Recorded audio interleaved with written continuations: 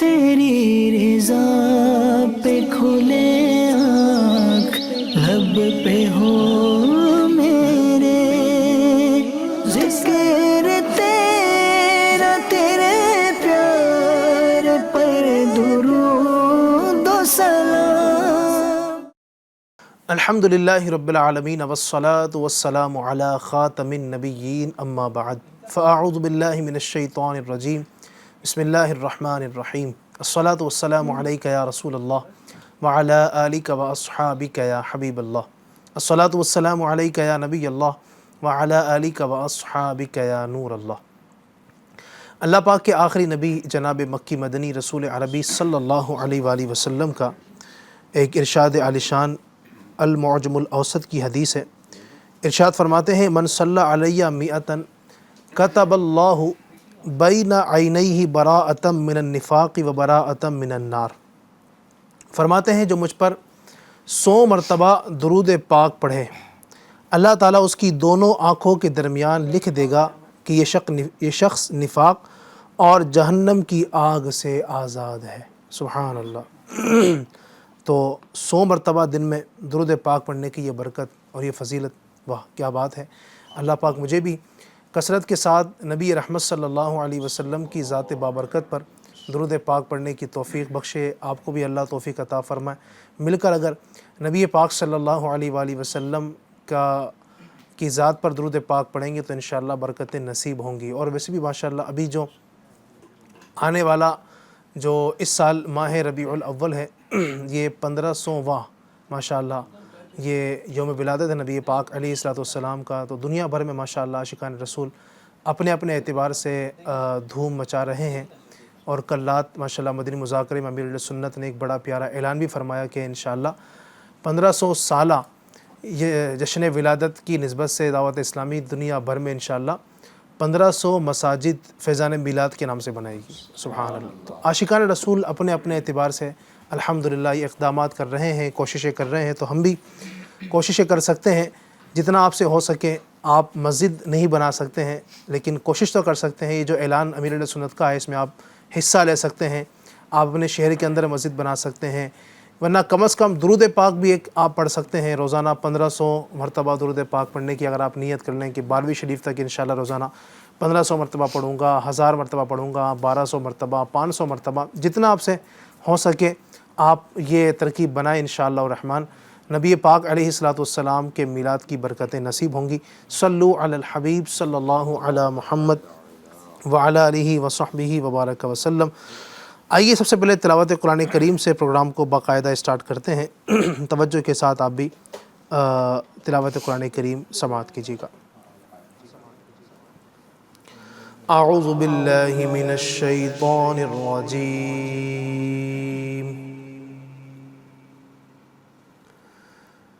بسم اللہ الرحمن الرحیم۔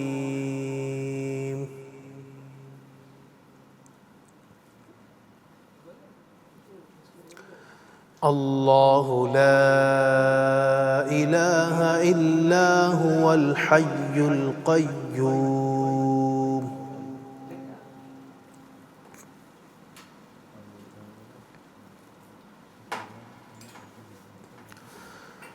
لا تأخذه سنة ولا نوم،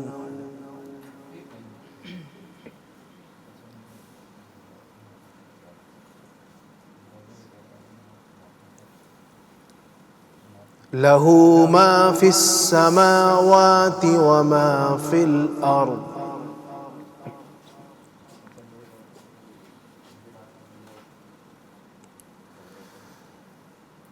من ذا الذي يشفع عنده إلا بإذنه،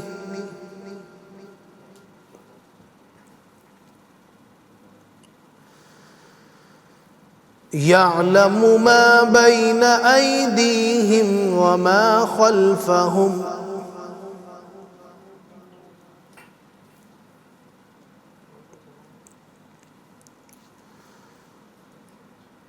ولا يحيطون بشيء من علمه إلا بما شاء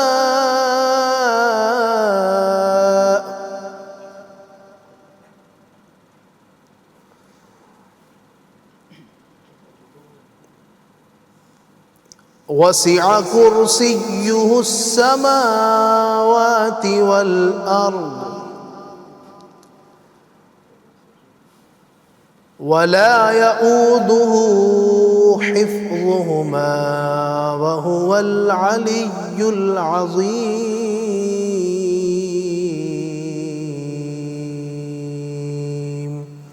صدق اللہ العظیم۔ اللہ کریم ہمیں قرآن کریم کی برکتوں سے مالا مال فرمائے۔ ایک بڑی پیاری میں نے آیت کریم آپ کے سامنے تلاوت کی ہے جو ہم الحمدللہ سنتے ہی رہتے ہیں کئی مرتبہ۔ تو یہ آیت بڑی ہی پیاری ہے، آیت الکرسی اس کو کہا جاتا ہے۔ بڑی فضیلتیں ہیں، نماز کے بعد بھی اس کو ماشاءاللہ کئی عاشقان رسول پڑھتے ہیں، اس کی برکتیں حاصل کرتے ہیں۔ اللہ میں قرآن مجید فرقان حمید کی برکتوں سے مالا مال فرمائے۔ پروگرام میں انشاءاللہ الرحمن بہت سارے کلام بھی آپ کو سنائیں گے، آپ کی فرمائشیں بھی شامل کریں گے، تو جلدی جلدی آپ نے اپنی فرمائشیں بھی ریکارڈ کر کے بھیجنی ہے۔ آپ وائس ہمیں کر سکتے ہیں، آپ چاہیں تو ہمیں میسج کر سکتے ہیں۔ ہمارا نمبر آپ کو اس وقت اسکرین پر نظر آ رہا ہے 8286252626، اس پر آپ ہمیں اپنی وائس بھیجیے، ہمیں میسیجز کیجیے۔ انشاءاللہ الرحمن ہم وقت مناسب پر کوشش کریں گے کہ آپ کی فرمائشوں کو اپنے اس پروگرام کا حصہ بنائیں۔ آئیے کلام پروگرام میں شامل کرتے ہیں۔ صلی اللہ علیہ صلی اللہ علیہ یا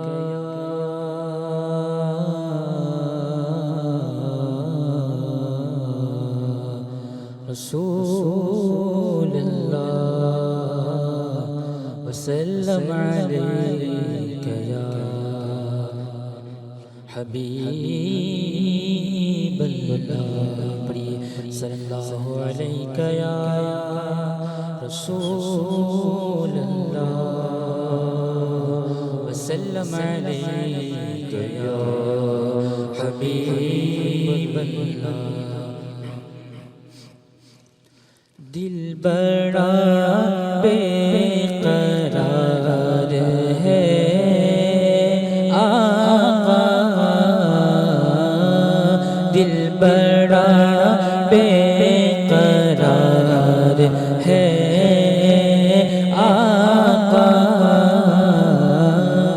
دل بڑا بے قرار ہے آقا، دل بڑا بے قرار ہے آقا، آپ کا انتظار ہے آقا،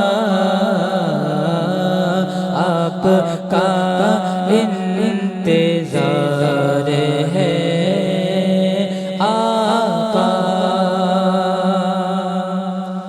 اور آپ پر آپ کے گھرانے پر،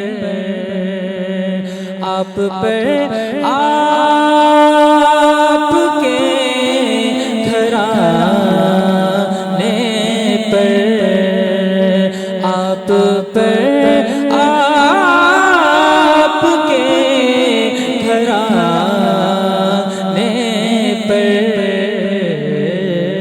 میرا سب کچھ نثار ہے آقا، میرا سب کچھ نثار ہے آقا، اور آپ کا ذکر ہے سکون دل کا، آپ کا ذکر ہے سکون دل کا، آپ ہی سے قرار ہے آقا،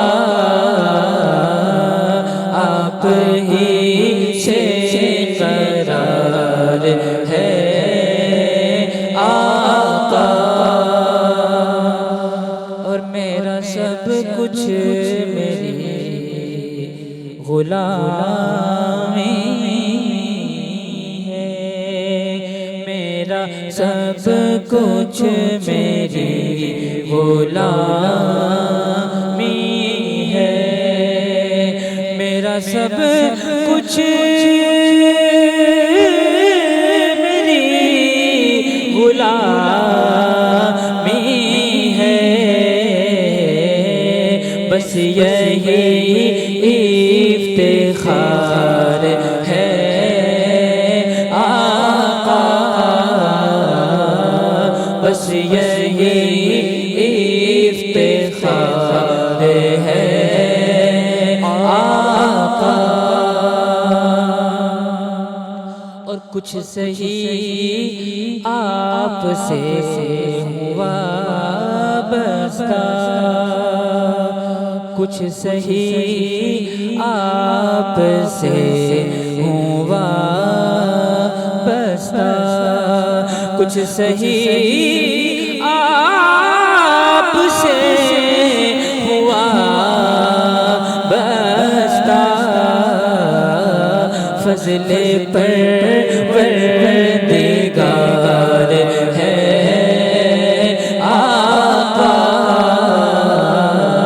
فضل پروردگار ہے آقا، اور کیا کہوں آپ سے چھپا تو نہیں، کیا کہوں آپ سے چھپا تو نہیں، میرا جو حال زار ہے آقا، میرا جو حال زار ہے آقا، اور پیار کرتا ہے خود خدا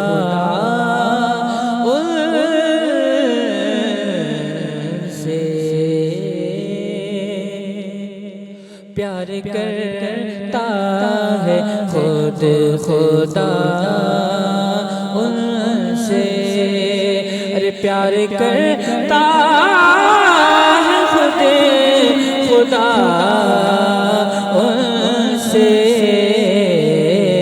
آپ سے جن کو پیار ہے آقا، آپ سے جن کو پیار ہے آقا، دل بڑا بے قرار ہے آقا، ذرہ ذرہ یہاں کا میرے لیے، ذرہ ذرہ یہاں کا میرے لیے، ذرہ ذرہ یہاں کا میرے لیے، گوہر شاہوار ہے آقا، گوہر شاہوار ہے آقا، سنگ در سنگ در سنگ در سنگ در ہو جبین عارف ہو، سنگ در ہو جبین عارف ہو، سنگ در ہو جبین عارف ہو، یہ دعا بار بار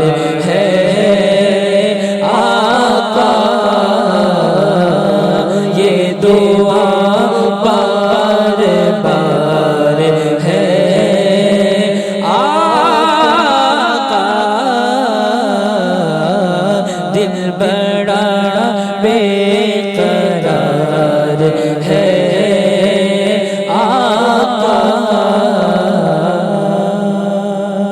آپ کا انتظار ہے آقا۔ سبحان اللہ ماشاء اللہ، بڑا ہی پیارا کلام ہم سب نے سنا ہے۔ اللہ پاک ہمیں برکتوں سے مالا مال فرمائے۔ ماشاء اللہ ناظرین، مزید بھی آپ کو کلام سنانے ہیں، آپ الحمدللہ اس پروگرام میں ہم سے فرمائشیں کرتے ہیں، آپ ہمیں اپنی وائس بھیجتے ہیں، آڈیوز بھیجتے ہیں، آپ ہمیں اپنے میسیجز بھیجتے ہیں کہ آپ کون سا کلام سننا چاہتے ہیں۔ بالکل آج بھی بھیجیے گا انشاءاللہ الرحمن۔ آج بھی بہت سارے کلام سنائیں گے۔ آج ہمارے پاس ایک نہیں بلکہ دو نعت خواں ہیں۔ انشاءاللہ دونوں نعت خواں سے آپ کو بہت سارے کلام سنائیں گے، تو جلدی جلدی فرمائشیں کرنا شروع کیجئے، اور چاہیں تو آپ وائس کیجئے، ورنہ اگر آپ ٹیکسٹ میسیج کرتے ہیں کہ میرا نام یہ ہے، میں فلاں شہر سے ہوں اور مجھے یہ کلام سنا دیجئے، اس طرح کر کے آپ میسیج کر دیجئے، انشاءاللہ ہم پروگرام میں شامل کریں گے۔ اور آخر تک آپ نے پروگرام میں رہنا ہے اور پروگرام کی برکتیں بھی آپ نے حاصل کرنی ہے۔ ایف جی این چینل کے ناظرین، ہماری زندگی میں جو کہ یہ زندگی اللہ تبارک و تعالیٰ کی عطا کردہ زندگی ہے، اور اس زندگی کا مالک ہمارا رب تبارک و تعالیٰ ہے۔ اللہ تبارک و تعالیٰ ارشاد فرماتا ہے لا یکلف اللہ نفسا الا وسعها۔ اللہ تبارک و تعالیٰ کسی جان پر اس کی طاقت سے زیادہ بوجھ نہیں ڈالتا۔ جتنی اس کی طاقت ہے، جتنی اس کی کیپیسٹی ہے، اللہ تبارک و تعالیٰ نے ہر انسان کو اس کے مرتبے کے مطابق احکامات عطا فرمائے ہیں۔ اگر کوئی بندہ بیمار ہے، روزہ نہیں رکھ سکتا ہے، اس کیفیت میں ہے، تو اب جبر نہیں کیا گیا ہے کہ تمہاری جان چلی جائے تمہیں روزہ ہی رکھنا ہوگا۔ اب اسے اختیار دیا گیا کہ اگر واقعی ایسی بیماری ہے کہ روزہ رکھے گا تو مرض بڑھ جانے یا جان چلے جانے کا خوف ہے، تو اس روزے کی بعد میں قضا کر لے، اس کو بعد میں رکھ لے، یہاں تک اجازت دی گئی۔ اللہ پاک نے آسانی عطا فرمائی، اس پر بوجھ نہیں ڈالا گیا کہ تمہیں روزہ رکھنا ہی پڑے گا چاہے تمہاری جان چلی جائے۔ نماز فرض کی گئی، اور قیام نماز کے اندر فرض کیا گیا کہ نماز کھڑے ہو کر پڑھنا یہ فرض ہے۔ نماز کے فرائض میں سے ایک اہم فرض قیام ہے، لیکن کوئی اگر بندہ بیمار ہے، کھڑے ہو کر نہیں پڑھ سکتا ہے، تو اب اسے اجازت دی گئی، اس پر بوجھ نہیں ڈالا گیا، اسے اجازت دی گئی، رخصت دی گئی کہ آپ بیٹھ کر بھی نماز پڑھ سکتے ہیں۔ کوئی بیٹھ کے نہیں پڑھ سکتا ہے، اتنا بیمار ہے بیٹھ بھی نہیں سکتا ہے، اشارے سے نماز پڑھ سکتا ہے، تو فرمایا اشارے سے نماز پڑھ لے۔ اللہ تبارک و تعالیٰ نے زکوٰۃ کا قرآن کریم میں جگہ با جگہ حکم ارشاد فرمایا وَآتُوا الزَّکَاۃ، اور زکوٰۃ ادا کرو۔ لیکن کوئی بندہ اگر غریب ہے تو اس کو زکوٰۃ دینے کا مکلف نہیں بنایا گیا۔ یہ دین اسلام کی تعلیمات، اللہ تبارک و تعالیٰ کسی جان پر اس کی طاقت سے زیادہ بوجھ نہیں ڈالتا ہے۔ ایک شرائط بیان کیے گئے کہ اگر یہ شرائط پائی جاتی ہیں تو زکوٰۃ دینا ہوگی، ورنہ ہر ایک مسلمان کے لیے زکوٰۃ دینا فرض اور واجب نہیں ہے۔ اسی طریقے سے حج اللہ تبارک و تعالیٰ نے فرض فرمایا وَلِلَّهِ عَلَى النَّاسِ حِجُّ الْبَيْتِ مَنِ اسْتَطَاعَ إِلَيْهِ سَبِيلًا، اور لوگوں کے لیے بیت اللہ کا حج کرنا فرض کر دیا گیا۔ لیکن اب ظاہر ہے دنیا کے اندر غریب بھی ہیں، مسکین بھی ہیں، نادار بھی ہیں، جن کے پاس پیسہ روپیہ کچھ نہیں، اللہ تبارک و تعالیٰ نے آسانی فرمائی، ان پر حج فرض نہیں کیا گیا۔ اچھا، مالدار پر فرض کیا گیا تو وہ بھی یہ نہیں کہ ہر سال کریں، زندگی میں ایک بار حج کرنا فرض قرار دیا گیا۔ یہ بھی کچھ مثالیں آپ کو دی ہیں جو ہمارا دین ہمیں تعلیم دیتا ہے، ہمارے آسانیاں فراہم کرتا ہے۔ کچھ لوگ آج یہ باتیں کرتے ہیں کہ مسلمانوں کے دین میں، اسلام میں بڑی سختی ہے جناب، بہت زیادہ شدت ہے، بہت زیادہ پابندیاں ہیں۔ ایسا کچھ نہیں ہے۔ دین اسلام دین فطرت ہے، فطرت کو جو تقاضا ہے دین اسلام کے احکام آپ دیکھیں گے تو اسی کے مطابق ہے۔ الحمدللہ کوئی اگر سچائی کے ساتھ، ایک دیانتداری کے ساتھ، انصاف کے ساتھ اگر دین اسلام کو پڑھتا ہے، اسے یہ بالکل واضح ہوتا ہے کہ الحمدللہ جتنی آسانیاں ہمارے دین میں ہیں، جو فطرت کا بھی تقاضا ہے، الحمدللہ کہیں اور آپ کو شاید نہیں ملے گی۔ اور کہیں پر اگر کسی چیز کا حکم دیا بھی گیا اور سامنے والے کو ایسا لگتا ہے کہ اس میں جناب بہت بوجھ ہے، بہت تکلیف ہے، تو وہ بھی کہیں نہ کہیں الحمدللہ اس میں حکمتیں ہیں۔ اس پر بہت تفصیل سے گفتگو ہو سکتی ہے۔ بہرحال تو بات کرنے کا مقصد یہ ہے کہ ہمارے دین میں ہمیں چیزوں پر بوجھ نہیں دیا گیا ہے، ہمیں بڑی آسانیاں پیدا کی گئی ہے، لیکن کہیں نہ کہیں ہم اپنے طور پر اپنی زندگی کے اندر بہت زیادہ بوجھ لادے ہوئے ہیں۔ اپنے طور پر دین نے تو بوجھ نہیں ڈالا ہے، لیکن ہم اپنے طور پر بہت زیادہ بوجھ ڈال لیتے ہیں، کئی ایسے کام اپنے اوپر لازم کر لیتے ہیں جو دین اسلام نے کرنے کا حکم نہیں دیا، اس کو اپنے اوپر فرض سمجھتے ہیں، واجب سمجھتے ہیں، نہیں کرتے ہیں تو ایسا لگتا ہے کہ گویا کہ ہم نے وہ کام کیا ہی نہیں۔ کچھ مثالیں انشاءاللہ الرحمن آج کے پروگرام میں ہم ڈسکس کریں گے، کچھ چیزیں آپ کے سامنے ڈسکس کریں گے کہ کون کون سے معاملات ایسے ہیں کہ جو ہماری جان پر بوجھ بن جاتے ہیں اور ہم خود ہی جو ہے نا اس کو اوڑھ لیتے ہیں اور پھر مشقتوں اور پریشانیوں کا ہمیں سامنا کرنا پڑتا ہے۔ اسی طریقے کی ایک چیز ہے، وہ ہے رسومات۔ آپ دیکھیں اگر دین اسلام نے ہمیں ٹھیک ہے، خوشی کے مواقع اگر آتے ہیں، غمی کے مواقع آتے ہیں، اس میں بہت سارے کام کرنے کا ہمیں اختیار ہے، ہم کر سکتے ہیں، لیکن کچھ چیزوں کو ہم نے اپنی جان پر بوجھ بنا لیا۔ مثال کے طور پر بھائی اب گھر میں شادی ہے تو اب شادی کے اندر جناب بہت بڑا ہال بک کرنا ہی پڑے گا، چاہے ہمیں پیسہ لینا ہو، کچھ بھی کرنا ہو، ہمیں اس کے لیے وہ کرنا ہی پڑے گا۔ ایک مثال دی، اس کے علاوہ اور بھی بہت ساری مثالیں ہو سکتی ہیں۔ تو اس طرح کی جو چیزیں ہیں، ان چیزوں کو ہم نے اپنے اوپر بوجھ بنا لیا، جبکہ اسلام میں اس کی کوئی شرعی حیثیت نہیں ہے۔ اس پر انشاءاللہ کچھ گفتگو کریں گے۔ سب سے پہلے مظفر بھائی کی جانب بڑھوں گا۔ مظفر بھائی کیا کہیں گے رسومات کے حوالے سے، جو رسومات لوگوں نے اپنے اوپر چڑھائی ہوئی ہے؟ الحمدللہ رب العالمین والصلاة والسلام علی سید المرسلین صلی اللہ علی سیدنا مولانا محمد وعلی آلہ واصحابہ وبارک وسلم۔ محبت خصومات میں کھو گئی، یہ امت رسومات میں کھو گئی، رہ گئی رسم ازاں روح بلالی نہ رہی، فلسفہ رہ گیا تلقین غزالی نہ رہی۔ تو آج کا تو یہ معاملہ ہے ہی، لیکن ایک بڑے عرصے سے تاریخ جو اس کی شاہد ہے کہ انسانوں کے اندر الگ الگ رسم و رواج کا سلسلہ یہ جاری ہے۔ جی، جب سے انسانیت اور جب سے انسان دنیا میں آباد ہے، کسی نہ کسی انداز سے کوئی نہ کوئی رسم رواج جو ہے لوگ لے کر چل رہے ہیں۔ اب اس میں کچھ چیزیں اچھی بھی ہیں، کچھ چیزیں بری بھی ہیں۔ تو اسلام جو ہے نا برے رسم و رواج کی حوصلہ افزائی نہیں کرتا، بلکہ حوصلہ شکنی کرتا ہے، ان کو مٹانے کا اور ان سے دور رہنے کا، ان سے بچنے کا حکم دیتا ہے۔ تو اس طرح کا ایک واقعہ ہے کہ جب مصر فتح ہوا، آج جو ایجپٹ ہے، مصر میں جہاں اسلامی حکومت الحمدللہ پہنچی حضرت فاروق اعظم رضی اللہ عنہ کے زمانے میں، اور حضرت عمر بن خطاب فاروق اعظم رضی اللہ تعالیٰ عنہ نے حضرت عمرو بن عاص کو وہاں کا جو حاکم مقرر فرمایا، آپ کو وہاں بھیجا۔ تو چونکہ مصر کے اندر دریائے نیل سب سے بڑا دریا، اور اس کی ملک کی جو ترقی ہے، ملک کی جو سرسبز و شاداب ہونا ہے، دیگر جو معاملات ہیں، وہ اسی کی پانی کے اوپر زیادہ ڈیپینڈ تھا۔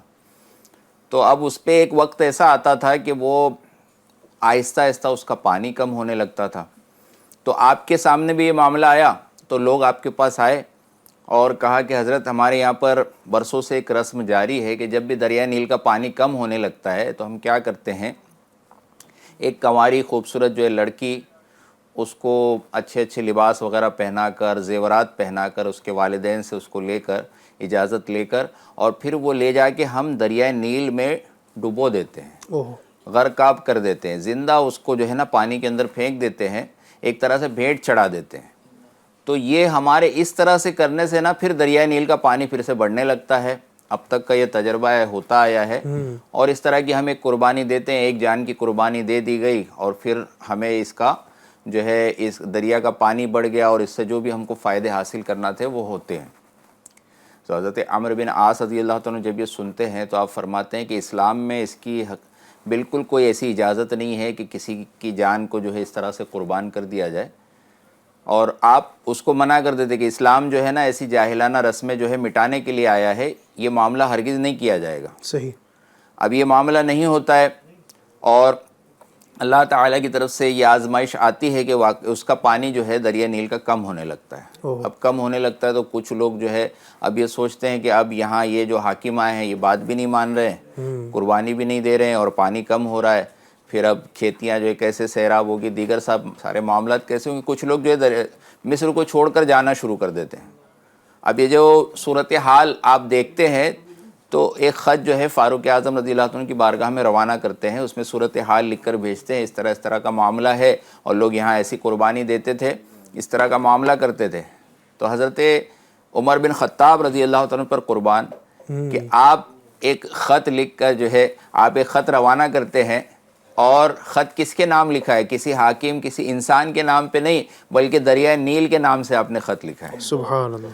اور آپ وہ خط جو ہے مکتوب جو ہے آپ فرماتے ہیں کہ اس کو دریائے نیل کے اندر جا کر ڈال دینا. اب لوگوں نے وہ خط لیا اور وہ خط لے جا کے دریائے نیل میں ڈال دیا جاتا ہے.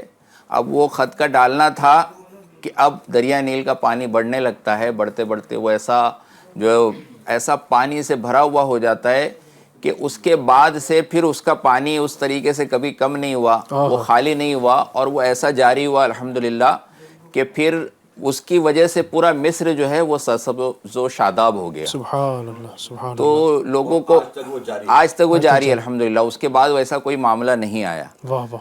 تو حضرت فاروق اعظم رضی اللہ عنہ نے کیا لکھا تھا اس خط میں؟ ایسی کیا بات تھی؟ تو آپ نے لکھا تھا بسم اللہ الرحمن الرحیم، اللہ کے بندے عمر بن خطاب کی طرف سے دریائے نیل کے نام، کہ اے دریائے نیل، اگر تو اپنی مرضی سے بہتا ہے، خود اپنی مرضی سے جو ہے تو جاری ہوتا ہے، تو تیرے پانی کی ہمیں کوئی ضرورت نہیں، اور اگر اللہ کے حکم سے جاری ہوتا ہے تو اللہ تعالیٰ ہی تجھے جاری کرنے والا ہے. واہ واہ.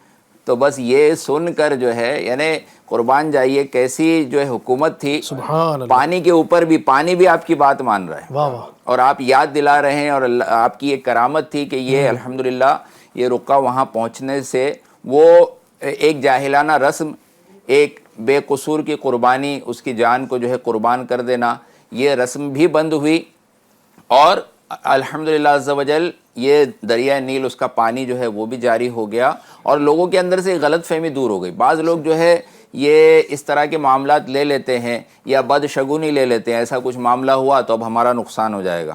بلی راستہ کاٹ گئی، راستے میں کچھ جو ہے نیمبو وغیرہ پڑا تھا، مرچیں پڑی تھی، لوگ اتار کر ڈالتے ہیں، اب اس کے اوپر سے پاؤں چلا گیا، اب یہ ہو جائے گا، اب ایسا کچھ ہو گیا، یہ ہو جائے گا، کسی کو چھینک آ گئی، یہ ہو جائے گا.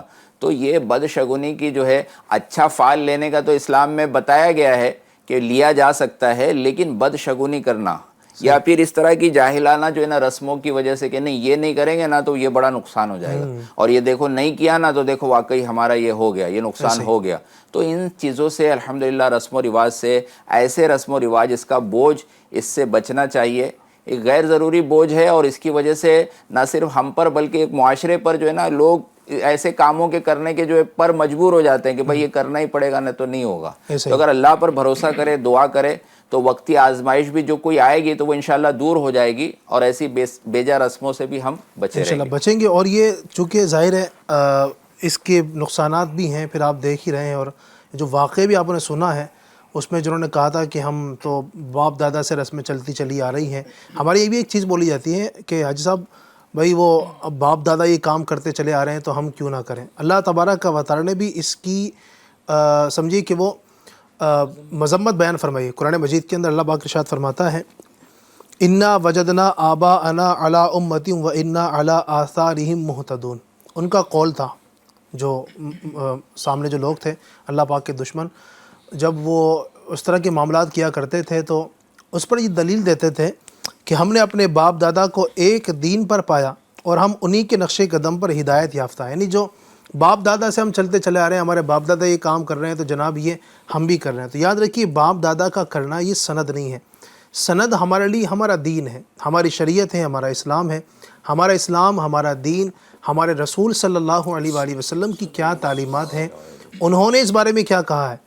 یہ نہیں ہے کہ ہمارے باپ دادا یہ کام کرتے چلے آ رہے ہیں تو یہ جائز ہونے کی کوئی دلیل نہیں ہے. باپ دادا تو بہت سارے کام ایسے بھی کرتے تھے. کئی لوگ ایسے ہیں جن کے باپ دادا شراب پیا کرتے تھے، ان کو ماشاءاللہ اسلام کی توفیق ملی اب بعد والوں کو. اب یہ تو نہیں کہ باپ دادا یہ کرتے تھے تو یہ بھی چلتے چلے آئے.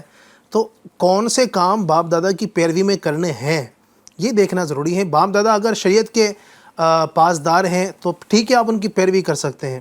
اگر باپ دادا شریعت کے خلاف جاتے ہیں، خدا نہ خواستہ سنتوں کا خون کرتے ہیں اور دین اسلام کے احکامات پر عمل نہیں کرتے ہوئے زندگی گزارتے ہیں تو ان کی وہاں پر اقتدار نہیں کی جائے گی. تو یہ جملہ بعض جگہ یہ دیکھنے اور سننے کو ملتا ہے کہ ہمارے باپ دادا ایسا کرتے تھے، ہمارے تو پیڑھی در پیڑھی یہ کام چلتا چلا آ رہا ہے. جناب وہ 10 پشتوں سے ہمارے یہ کام چلتا چلا رہا ہے. تو یہ کوئی سند نہیں ہے. بہرحال اللہ ہمیں سمجھنے کی توفیق عطا فرمائے. اب اس پر حاجی صاحب مزید یہ ہوتا ہے کہ لوگ رسوم کی جیسے بات چلی، رسومات کو ادا کرنے کے لیے شادی کے موقع پر ہو یا منگنی کے موقع پر ہو، بچے کی پیدائش کے موقع پر ہو، ٹھیک ہے، اب ان رسومات کو ادا کرنے کے لیے لوگ یہاں تک آگے بڑھ جاتے ہیں کہ وہ سودی لین دین بھی شروع کر دیتے ہیں، سود دینا شروع کر دیتے ہیں. تو یہ کہاں تک درست ہے، کیا کہیں گے آپ؟ بسم اللہ الرحمن الرحیم وصلی اللہ تعالی علی علی محمد صلی اللہ محمد نور من نور اللہ. وہ معزز تھے زمانے میں مسلمان ہو کر، ہاں وہ معزز تھے صحابہ تابعین بزرگان دین اسلاف، وہ معزز تھے زمانے میں مسلمان ہو کر، ہم خوار ہوئے تارک قرآن ہو کر. درس قرآن اگر ہم نے نہ بھلایا ہوتا، یہ زمانہ نہ زمانے نے دکھایا ہوتا. ایسا ہے. حقیقت تو یہ ہے علی بھائی کہ جو غلط رسومات میں ہماری آج قوم پھنسی ہوئی ہے، جس کی وجہ سے تباہی اور بربادی ان کا مقدر ہوتا چلا جا رہا ہے. آج جب کسی کے یہاں رشتہ ہوتا ہے تو منگنی ہونے سے پہلے ہی یہ ایک طریقے سے ایگریمنٹ ہوتا ہے، ایک طریقے سے انڈرسٹینڈنگ ہوتی ہے کہ شادی میں بینڈ باجا بجے گا، آرکیسٹرا بجے گا، ناچنے والے ناچنے والیاں آئیں گی، بلکہ معاذ اللہ جو ہے وہ مخنث لوگوں کو بھی بلایا جاتا ہے اور ان سے نچوایا جاتا ہے، ناچ گانے ہوتے ہیں. اب اس کی حیثیت ہے نہیں ہے تو وہ سود پر انٹرسٹ پر پیسے لے کر بھی جو ہے اپنی شاخ بچانے کے لیے، اپنی عزت کو برقرار رکھنے کے لیے، سوسائٹی میں معاشرے میں اپنا نام خراب نہ ہو، اس کے لیے وہ اپنی چادر سے زیادہ پیر گویا کہ پھیلاتا ہے.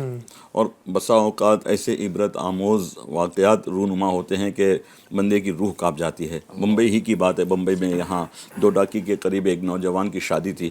تو اب شادی تھی، پہلا بچہ تھا، گھر والوں نے پوری گلی کو جو ہے وہ لائٹنگ سے آراستہ کیا. پوری گلی، ہوتا ہے کہ بعض ایک بلڈنگ کو یا ایک گھر کو سجایا جاتا ہے، یہ پوری گلی کو سجایا گیا لائٹنگ سے. پھر اسٹیج لگایا گیا، شادی سے ایک رات پہلے جو ہے آرکیسٹرا والوں کو بلایا گیا، رت جگہ کہا جاتا ہے ہمارے یہاں پر، وہ اس میں ناچ گانے کا سلسلہ شروع ہوا. اب سب دوست احباب رشتہ دار ناچ رہے تھے، ناچتے ناچتے دولہے کو بھی انہوں نے گھسیٹا، دولہا بھی اپنے انداز میں بے ڈنگے انداز میں ناچنے لگا. اب ناچتے ناچتے اس کو ایسا ہوا کہ میری ماں ایسے بیٹھی ہوئی دیکھ رہی ہے، تو اس نے بوڑھی ماں کو بھی اٹھایا، ہاتھ پکڑ کے لایا اور اسٹیج پر اس کو بھی نچانے لگا. اب بوڑھی ماں بھی پتہ نہیں کس انداز سے بھی وہ بھی جو ہے ٹھنکے لگانے لگی اور گناہوں بھرے انداز لوگوں کے سامنے مجمع میں ناچنے لگی. اب ناچتے ناچتے اس دولہے نے دیکھا کہ اس گلی کے اس سیریز جو ہے وہ پٹا جو ہے وہ چل نہیں رہا، لائٹ نہیں چل رہی ہے. تو وہ دوڑتا ہوا گیا کہ یہ مزہ نہیں آ رہا ہے، میری ریکارڈنگ ہو رہی، میری شادی کا معاملہ ہے اور یہ اندھیرا اندھیرا یہاں لگ رہا ہے. تو وہاں جا کر الیکٹرک روم میں جا کر دیکھا کہ اس کا کنیکشن کہیں نکل گیا ہے. اس نے اس کو کنیکٹ کرنا چاہا، وہ کنیکٹ تو کیا ہوتا، اس کا ہاتھ اس جو ہے چلتے ہوئے جو ہے لائیو وائر پر لگ گیا اور زوردار اس کو جھٹکا لگا اور ایسی زوردار چیخ ماری، وہ باہر آئے اس سے پہلے اس کی لاش باہر آئی. اللہ. شادی والی رات ہے، دوسرے دن اس کی شادی ہونی ہے اور وہ رت جگہ اور ناچ گانے، آرکیسٹرا، گناہوں بھرے معاملات، خود بھی ناچ رہا ہے، ماں کو بھی نچوا رہا ہے، بہنوں کو نچوا رہا ہے. بالآخر دنیا میں ہی جہاں میں ہے عبرت کے ہر سو نمو نے، مگر تجھ کو اندھا کیا رنگ و بو نے. جگہ جی لگانے کی دنیا نہیں ہے، عبرت کی جا ہے تماشا نہیں ہے. تو اے میرے FGN چینل کے ناظرین، خدا را غلط رسومات کی طرف نہ جائیں. اسلام قرآن نے ہماری بڑی رہنمائی کی ہے، اس پر آپ آ جائیں، انشاءاللہ القریب مایوس نہیں ہوں گے. ہمارے یہاں بہت سارے ایسی رسومات ہیں، گھر کو سجانا، آرائش و زیبائش کے لیے، انٹیریئر ڈیکوریشن کرنے کے لیے اتنا زیادہ خرچ کیا جاتا ہے. گاڑی چمکیلی چاہیے تو اسٹیٹس کے حساب سے اسٹینڈرڈ میں جو ہے وہ برانڈیڈ گھڑی ہو، برانڈیڈ جوتے ہوں، برانڈیڈ کپڑے ہوں. اس میں اتنے زیادہ گلو کرتے ہیں کہ اس کے لیے چاہے وہ بیاج پر پیسہ لینا پڑے وہ بھی لینے کو تیار ہوتے ہیں. ایک دوست جو ہے امریکہ جا کر کے خوب اس نے مال کمایا اور لوٹ کر آیا تو اس کا غریب دوست اسے ملا. ارے بولے کہاں ہو؟ اتنے عرصے کے بعد 2-4-5 سال کے بعد ملے. آؤ دیکھو میں نے جو ہے امریکہ میں جانے کے بعد میں نے خوب ڈالر کمائے ہیں، میں اپنے گھر میں نے بنایا ہوں دیکھو. تو اس نے خوبصورت ایک جو ہے حویلی بنائی تھی، بنگلہ بنایا تھا. اس میں لے گیا، بنگلہ دیکھ کر وہ حیرت تو پڑ گیا کہ یہ میرے ساتھ میں پڑھنے والا اتنا عالیشان محل بنایا، بنگلہ بنایا. پھر اندر گیا تو چمکیلی کار، ایک دم برانڈڈ بڑی کار، مہنگی کار، کروڑوں کی کار. پھر فرنیچر دیکھے تو سب مختلف بالکل دنیا کے مطلب نے وہم و گمان سے بڑھ کر کے اس کے سارے وہ اب وہ ہر چیز کو تعجب کے ساتھ دیکھ رہا تھا. وہ بیڈ روم دکھا رہا ہے, کچن دکھا رہا ہے, ہال دکھا رہا ہے, ڈائننگ ہال دکھا رہا ہے. انہیں پورا جو ہے اس کا معائنہ کرنے کے بعد کہنے لگا کیوں ہکے بکے رہ گئے نا, دیکھا نا میری کیسی کاوش تھی, میں نے کیسی کوشش تھی, میں نے کیسا کر کے. بولے آپ ہر چیز کو دیکھ کر محو تعجب لگ رہے تھے, آپ کو شاید خواہش ہوتی ہوگی کہ کاش کہ میرے پاس. کہا نہیں ایسی بات نہیں ہے, ایسی بات نہیں ہے. سب کچھ دیکھنے کے بعد آپ کو اپنی غربت پر مطلب افسوس نہیں ہوتا. کہا نہیں میں تو تعجب اس چیز پر کر رہا تھا کہ یہ جو آپ نے کار دکھائی اس کے بغیر بھی میرا گزارا ہو جاتا ہے. میں تو خوش تھا.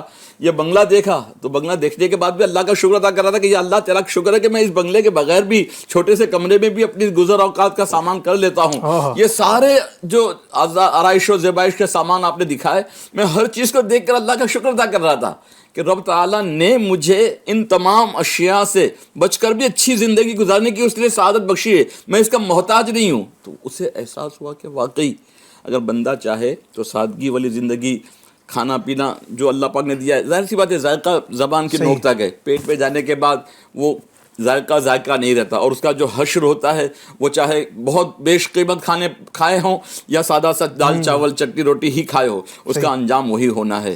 تو ہمیں یہ یہاں سبق مل رہا ہے, سیکھ مل رہی ہے, عبرت حاصل ہو رہی ہے کہ رب تعالیٰ نے جس حال میں رکھا ہے نا اس پہ ہم شکر بجا لائیں. بلکہ حدیث پاک میں بھی میرے آقا علیہ الصلوۃ والسلام رب تعالیٰ کی بارگاہ میں التجا کرتے, دعا کرتے کہ یا اللہ ایک دن مجھے کھلا تو ایک دن بھوکا رکھ. صحابہ کرام نے عرض کی یا رسول اللہ صلی اللہ تعالی علیہ وسلم, کھانے والی دعا تو سمجھ میں آتی ہے, بھوکے رہنے کی دعا.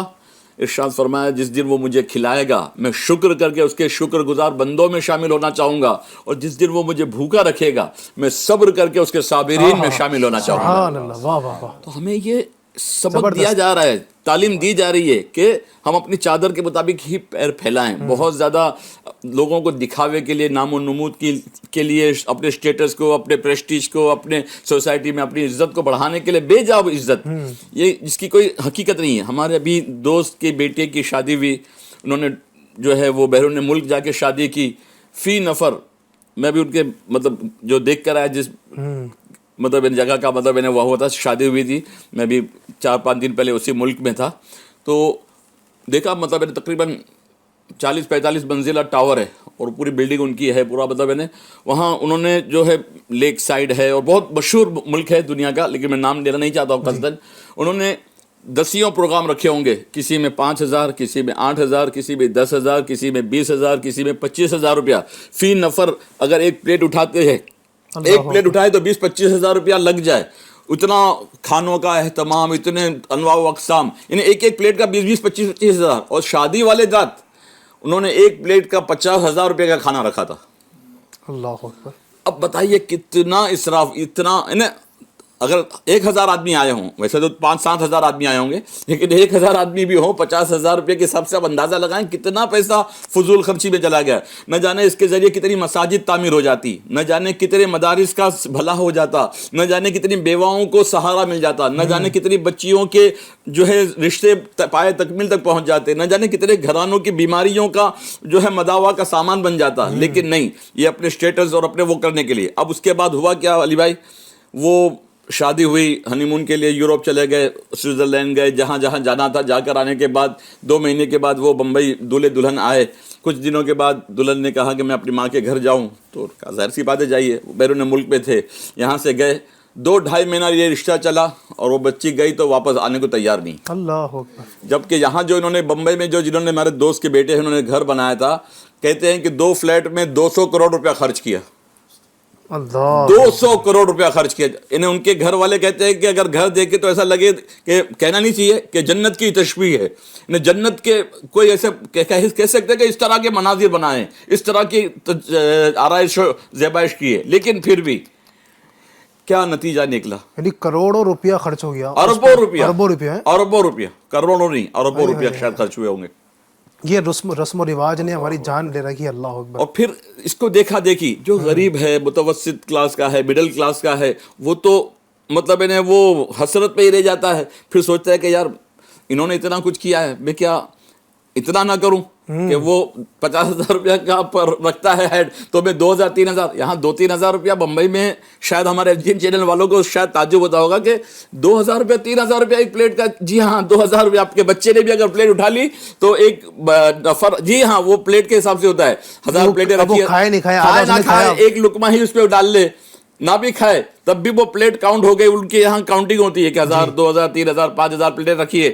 اتنی پلیٹیں کب ہوئی اتنا بل ان کا چڑھ گیا. اب چاہے کھائے چاہے نہ کھائے, چاہے تھوڑا سا کھائے چاہے پیٹ بھر کے کھائے. اب پیٹ بھر کر کے کتنا کھائے گا. میں نے ابھی ہمارے یہاں پر 2-3 دن پہلے ہمارے یہاں ایک غریب گھرانہ آیا تھا. انہوں نے کہا کہ ان کے گھر میں شادی ہے اور 75 افراد لڑکی والوں کی طرف سے 75 افراد جو ہے لڑکے والوں کی طرف سے. ہم نے 150 لوگوں کی ہی اپنی چادر کے حساب سے ہی وہ کیا ہے. میں نے کہا کھانا کیا رکھا ہے آپ نے؟ کہا ہم نے چکن پلاؤ کا اہتمام کیا ہے. پھر میں نے چونکہ مجھے اس میں کچھ حصہ لینا تھا تو میں نے بٹھیارے سے جو کوک ہے جو بنانے والا اس سے پوچھا تو اس نے بتایا کہ 1,800 روپیہ پائلی کے حساب سے ہے اور اس میں 18 اور 9 27,000 روپے میں جو ہے یہ 300 آدمی کھا لے. میں نے کیلکولیٹ کیا تو 60 روپیہ یا 90 روپیہ فی نفر پیٹ بھر کر کے شکم سے رو کر. کھانا تو وہ بھی کھا لیں گے پیٹ بھر کے اور وہ بھی 100 قسم کی اگر انواع اقسام ہے تو بھی کھانا تو پیٹ ہی بھرنا ہے.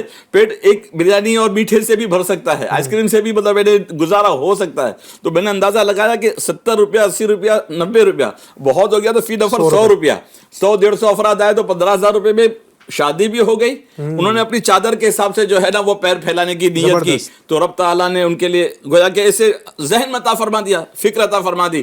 ورنہ غلط رسومات کو اگر پیش نظر رکھتے تو وہ ان کے لیے 1.5 لاکھ روپیہ کیا 15 لاکھ بھی شاید کم پڑ جائے. بالکل ایسا ہی ہے. تو اللہ کرے کہ ہمارے افراد ہمارے قوم کے لوگ جو ہے وہ عبرت حاصل کرے, دیکھا دیکھی نہ کرے, بلکہ جن کو اللہ پاک نے دیا ہے نا وہ بھی اسے غلط رسم و رواج کو رواج نہ دے تاکہ غریب متوسط طبقے کے لوگ جو ہے نا وہ اپنی جیب مٹانے کے لیے اپنی عزت کو مطلب بحال کرنے کے لیے کہیں سودی معاملات میں مبتلا نہ ہو اور پھر سود در سود در سود در سود. ایسا ہوتا ہے کہ بسا اوقات اپنے گھر بیچنے کی نوبت آتی ہے, دکان بیچنے کی نوبت آتی ہے, وہ راستے پہ آ جاتے ہیں اور زندگی بھر وہ محتاجی اور کلاشی والی زندگی گزارتے ہیں. اس طرح کے بہت سارے یعنی واقعات ہمارے سامنے حاجی صاحب ہیں, بہت سارے واقعات ہیں کہ بیچارے باپ نے اپنی بیٹی کا نکاح کرنے کے لیے سب کچھ بیچ ڈالا نا, بیچارے نے اپنی عزت تک بیچ ڈالی. اس نے کیا کچھ نہیں کیا, بیچارہ بوڑھا ہے اور بس اس کی یہی تھی بس میری بیٹی کی شادی ہو جائے. اب چونکہ رسم و رواج اتنے زیادہ پروان چڑھ چکے ہیں, جو چونکہ آج ہمارا ٹاپک ہے بوجھ, جو بوجھ ہم نے اوپر لاد رکھا ہے, تو یہ رسم و رواج کے بوجھ کی وجہ سے بیچارے نے اپنا سب کچھ بیچ دیا. یہاں تک کہ وہ گروی رکھ دیتا ہے اپنا گھر کو کہ میرا گھر گروی رکھ لو, مجھے کچھ رقم دے دو, 2-4 لاکھ 50 لاکھ روپے مجھے دے دو. غریب کی بات کر رہا ہوں میں, ورنہ امیروں کی تو آپ نے سنا بھی کہ اربوں روپے خرچ کر دیتے ہیں. بیچارہ غریب آدمی بھی جو ہے نا وہ 40 لاکھ روپے بعض اوقات دے لیتا ہے ادھار, یعنی سود کے اوپر 30 لاکھ روپے لے لیتا ہے, 20 لاکھ روپے لے لیتا ہے. وہ اپنی عزت بچانے کے لیے اپنی جان پر بوجھ ڈال لیتا ہے. پھر شادی تو ہو گئی, اب ہونے کے بعد اس کو وہ قرض بھی تو اتارنا ہے, جو سود اس کو سود کے ساتھ واپس کرنا ہے, وہ بیچارہ کہاں سے کر پائے گا. وہ غریب کی اتنی آمدنی نہیں ہے, اس نے اپنی عزت بچانے کے لیے کر لیا, یہ بوجھ لاد لیا.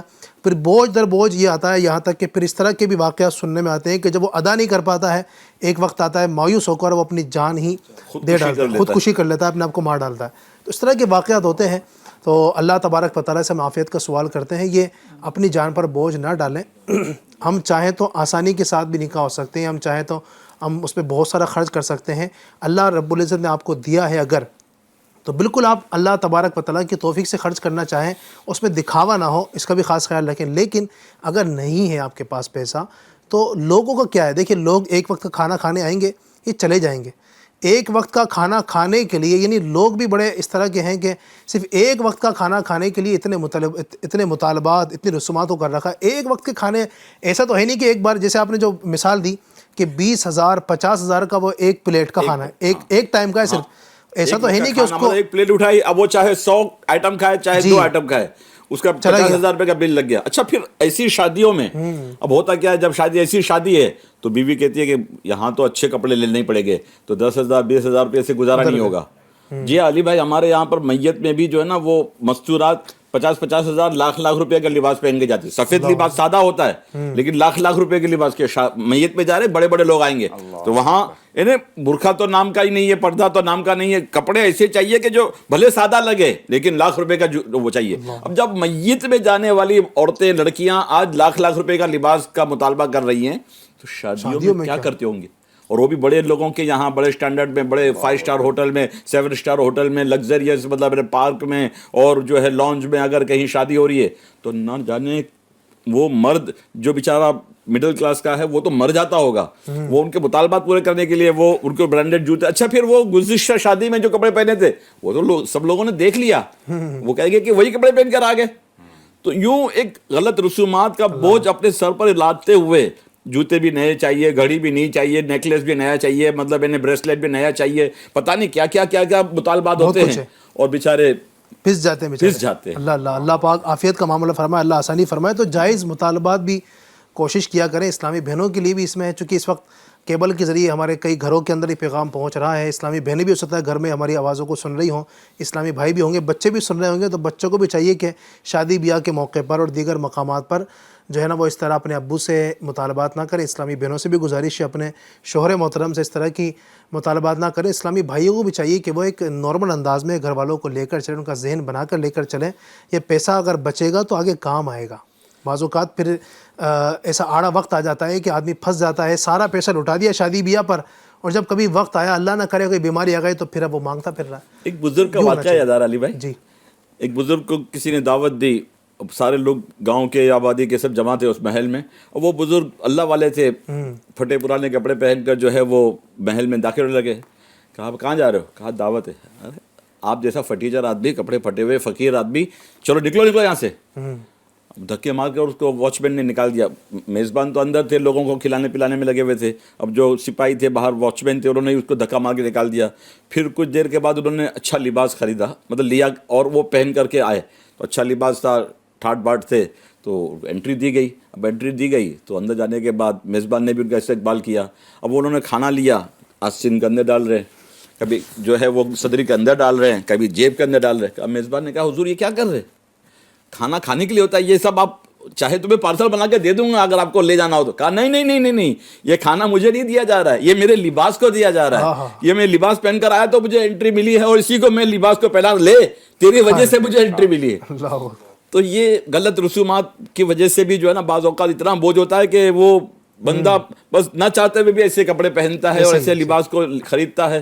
تو اللہ کرے کہ ہماری قوم سادگی والی زندگی میں آ جائے. ہمارا آقا علیہ السلام نے سادگی کو بہت پسند فرمایا. بالکل, اللہ پاک عقل سلیم عطا فرما. نبی پاک علیہ السلام کی حیات طیبہ کے مطابق اللہ ہمیں زندگی بسر کرنے کی توفیق عطا فرمائے. آمین. بوجھ کی بات چل رہی ہے, جو ہم نے بوجھ اپنے اوپر لاد رکھا ہے, شادی کی بات چل رہی ہے, تو میں چاہوں گا کہ یہ رسومات کی جہاں تک بات چل رہی ہے مظفر بھائی, ایک تو آپ اس میں یہ رہنمائی کیجیے کہ کیا مطلب مطلقاً رسومات ناجائز ہیں, اور کون کون سی رسومات ہمارے یہاں پر آج کل ہو رہی ہیں. یعنی آپ یہ سن کر کوئی یہ نہ سمجھے کہ بھئی گفتگو چل رہی ہے تو اب جناب اب وہ نہ ہال بک کرنا ہے, نہ وہ 10 طرح کے کھانے بنانا, یہ جائز ہی نہیں ہے نا. کچھ یہ بھی ہو سکتا ہے سمجھے کہ جناب اب میٹھا نہیں رکھنا ہے تو اب بریانی نہیں رکھنی ہے, یا کیا کرنا ہے کیا نہیں کرنا ہے, نئے لباس پہننا ہی نہیں ہے بالکل.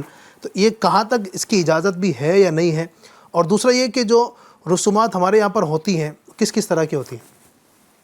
جو جائز رسومات ہیں ان کی اجازت تو دی گئی ہے.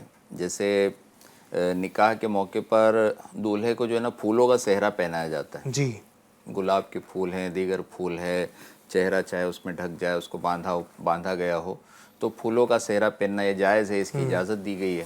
پھر اور بھی ایسی جو رسمیں ہوں جس میں مطلب کوئی شریعت و سنت کی خلاف ورزی نہ ہو, کوئی گناہ کا کام نہ ہو, تو ایسی کئی چیزوں کی اجازت ہے. لیکن اب شادی تو مطلب بات کی بات ہے. جب شادی کی یعنی جیسے ابھی بھی گفتگو ہوئی کہ شادی کا بھی خالی رشتے کی بات چل رہی ہے, تو اس وقت سے بہت ساری رسمیں شروع ہو جاتی ہیں.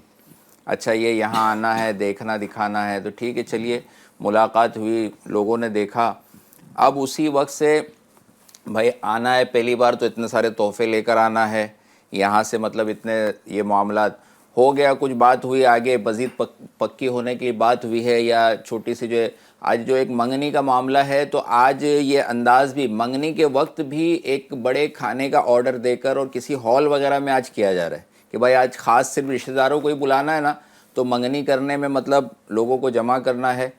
اچھا اس میں جو ناجائز رسمیں ہوں گی، کہیں کہیں تو ہوتا ہے کہ ابھی منگنی ہوئی ہے، ابھی شادی نہیں ہوئی ہے، لیکن اسی منگنی میں انگیجمنٹ میں مطلب انگیجمنٹ رنگ لائی جاتی ہے، اور دولہا جو ہے وہ ہونے والی دلہن کو، ابھی تو اس کے لیے نامحرم ہے وہ، جب نکاح ہو جائے گا جب وہ اس کی زوجیت میں آئے گی، لیکن وہ اپنے ہاتھ سے جو ہے سب کے سامنے جو ہے نا رنگ پہناتا ہے.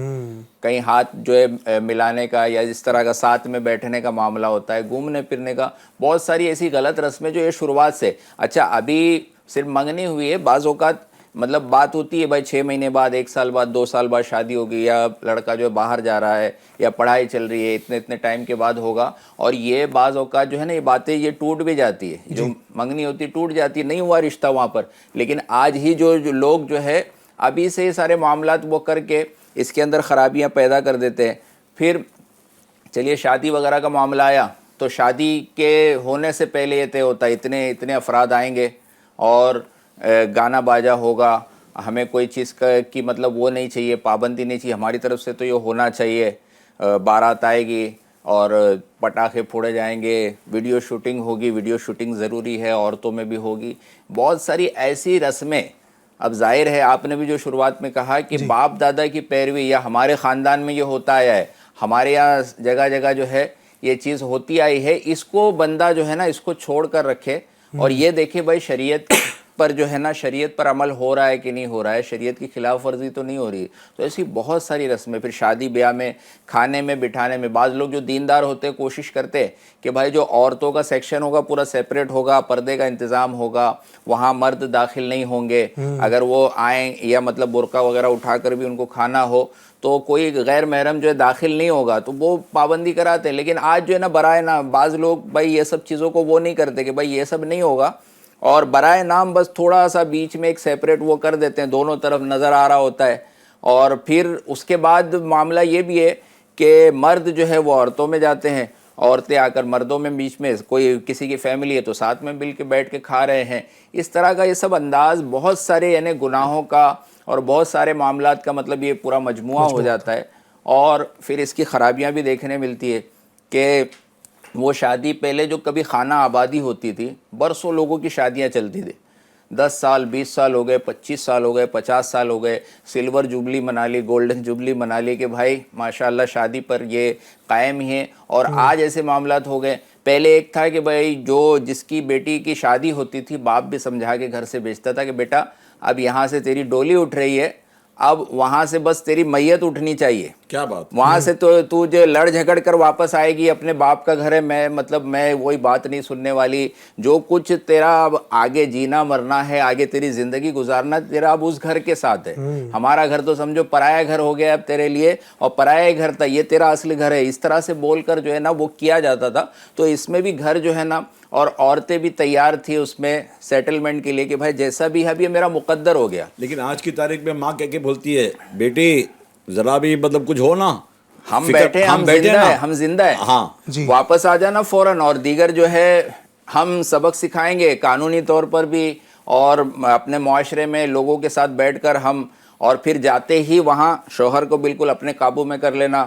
ہو سکے تو الگ ہونے کی بات کرنا پہلے کہ تو اگر جوائنٹ فیملی ہے نہیں گزارا ہوگا تو ماں باپ کو چھوڑ دے، اپنے بھائیوں کو دیگر چھوڑ دے الگ. وہ تو یہ انداز میں تھوڑے دنوں کے بعد جو ہے نا سیپریشن کے معاملات، لڑائی جھگڑے کے معاملات، اور یہ شادی خانہ آبادی نہیں خانہ بربادی بنتی نظر آتی ہے. تو اگر یہ رسم و رواج کو اچھا کتنا بوجھ پڑ رہا ہے لڑکی کے گھر والوں پر پڑ رہا ہے، بعض اوقات لڑکے کے بھی گھر والے ان کے بھی اوپر جو بوجھ پڑتا ہے، وہ بھی اپنا دکھانے کے لیے لوگ ایک انداز بنائے کہ چلو اگر نکاح میں جانا ہے نا تو ہم کم لوگوں کو لے جائیں گے، ایک مطلب دوسروں کے اوپر بوجھ ڈالنا ہے تو کم لے جائیں گے. لیکن جب ہمارا ولیمہ ہوگا نا تو پھر تو مطلب اگر وہاں 50 100 200 کو لے گئے تھے تو یہاں تو ہم 2000 کو بلائیں گے، 5000 کو بلائیں گے، سب کو دعوت دے کے بھائی ولیمہ میں آنا. بعض لوگ ایسے بھی ہوتے ہیں جو یہ کرتے ہیں دونوں آپس میں مل کر سیٹلمنٹ کے ولیمہ جو ہے نا ایک ساتھ بڑا کریں گے، ریسیپشن بھی وہاں بلا لو، مطلب آپ کا بھی خرچہ، یعنی اگر 50 لاکھ کا خرچہ ہو رہا ہے نا تو 25 لاکھ آپ کی طرف سے ہوگا، 25 ہماری طرف سے ہوگا.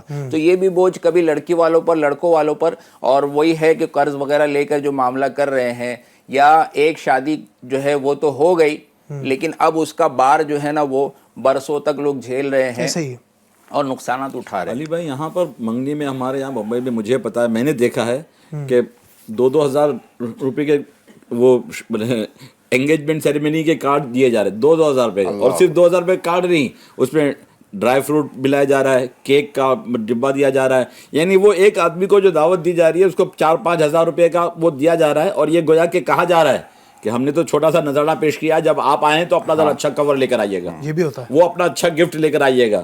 پھر میں نے مطلب اپنی معلومات کے مطابق ایک بچی کو، جو ہونے والی بہو کو، انہوں نے جو ہے وہ ڈائمنڈ سیٹ دیا تقریباً 75 لاکھ روپے کا منگنی میں.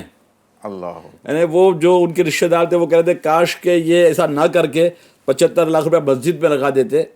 ظاہر سی بات اتنی بڑی رقم دینا ضروری نہیں تھا ڈائمنڈ سیٹ، اور ڈائمنڈ سیٹ وہ نظر بھی نہیں آتا اتنے چھوٹا سا، مطلب نیکلس کا ایک چھوٹا سا وہ ہوتا ہے، پیس ہوتا ہے، چین ہوتی ہے. وہ اگر ایک مسجد بناتے تو قیامت تک ان کے لیے ثواب جاریہ کا سبب بن جاتا. 10-20-50 ہزار روپے کا بھی ایک سونے کا سیٹ دے سکتے تھے، لاکھ روپے کا دے سکتے تھے. لیکن غلط رسومات اور اپنا جو ہے مارکیٹ میں، اپنی سوسائٹی میں، اپنے معاشرے میں اپنی عزت اور واہواہی کے لیے پتہ نہیں کیا کیا کر رہے. یہ ایسی عزت کس کام کی ہے مجھے تو سمجھ نہیں آتی ہے. یہ عزت کیا فائدہ؟ اس عزت کا کوئی اتنا فائدہ نہیں ہے. بس لوگوں کا میں نے عرض کیا نا، لوگ آپ کی تعریف کریں گے 2 دن 4 دن، اس کے بعد بھول جاتے ہیں لوگ. ارے تعریف سے تعریف بعد میں کھاتے کھاتے بولتے 2 نمبر کا پیسہ ہوگا، حرام کی کمائی ہوگی، اتنا دیکھو نکل رہا ہے. تو یوں کھا کر بھی لوگ جو ہے وہ صحیح ہے، پیچھے جو ہے برائیاں کر رہے ہوتے. صحیح ہے. تو لوگوں کو جو ہے نا کم کھلا کر آپ برائیاں سن لیں. لوگ ہوتا ہے کم کھا کر یہ بولیں کہ یار کنجوس ہے تو یوں چل جائے گا. لیکن اگر یوں بولیں کہ زیادہ کھا کر یہ حرام کا پیسہ کما رہا ہے، حرام کا لا رہا ہے، تو اس میں پھر آپ کے لیے بدگمانیاں اور بڑھیں گی لوگوں کے ذہنوں میں.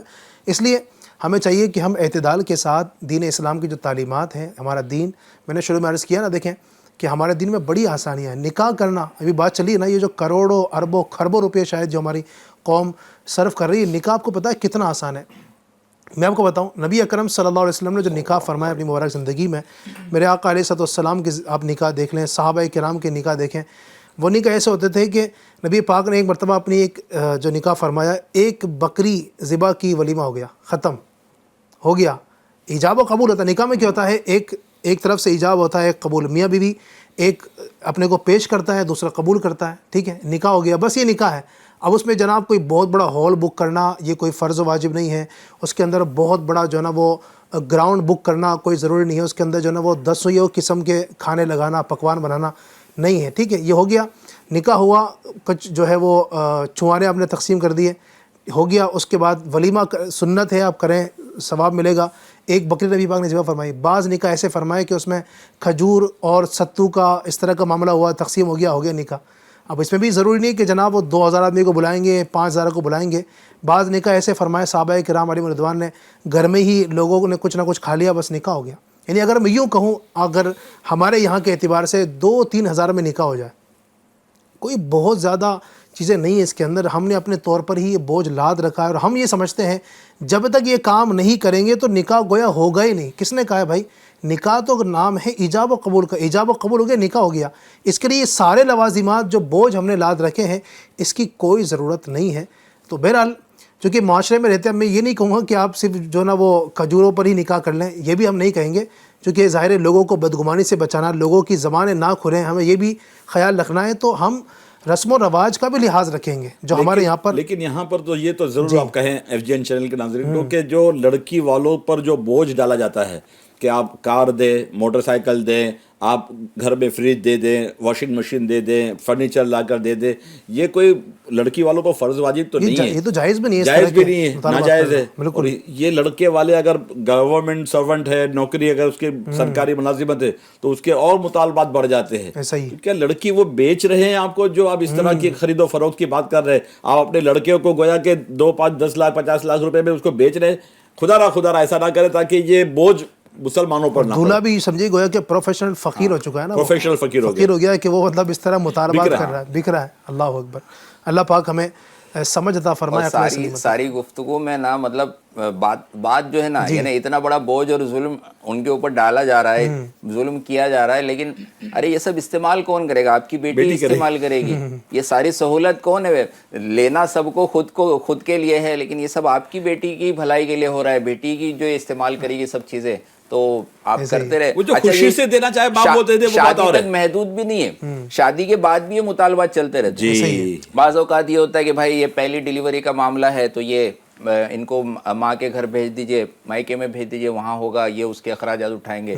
پھر اب عید کا موقع آ رہا ہے، دیگر جو مواقع آ رہے ہیں، تو بھائی تمہارے یہاں سے کیا آیا، ہماری جو دوسری بہویں ہیں دیکھو ان کے گھر سے کیا کیا آ رہا ہے. آم کا سیزن آیا تو آپ کو آم کی آم کی پیٹی پیٹی چاہیے. 4,000 5,000.